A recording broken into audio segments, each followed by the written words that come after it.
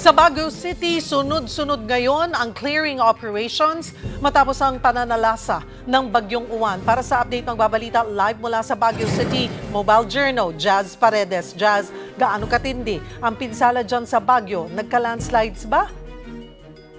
Cheryl, base dun sa huling Rapid Damage Assessment and Needs Analysis o RDANA kaninang 9 AM ay meron tayong naitalang isang landslide o rockfall dito sa Baguio City. Ngunit hindi pa natin na-verify kung saang parte ito ng Baguio City. Pero sa ngayon, tuloy-tuloy yung paglilinis ng mga bumagsak na puno at poste ng kuryente dito. Actually, dito sa bandang gawing kanan ko, meron ditong kaninang bumagsak na puno. Ngunit kanina lamang umaga ay agad na rin naman itong natanggal ng kanilang local government unit.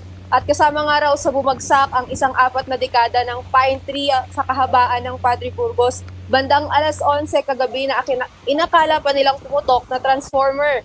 Pagmamayari daw ito ng dating mayor ng Narvacan, Ilocos Sur.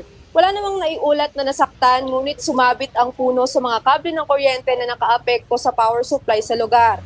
Simula kagabi hanggang kinabukasan ay wala pa rin kuryente ang mga kabahayan na nakapalibot dito.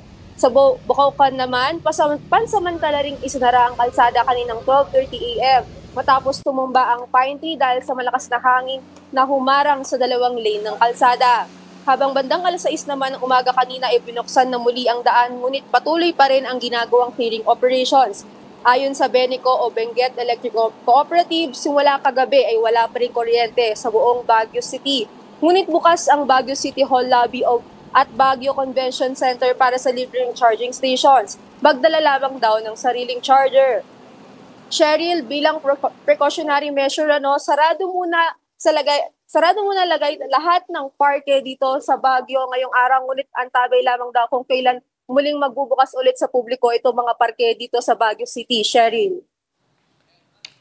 Jazz, kitang-kita na talagang tuloy-tuloy ang buhos ng ulan. Kanina pa ba yan?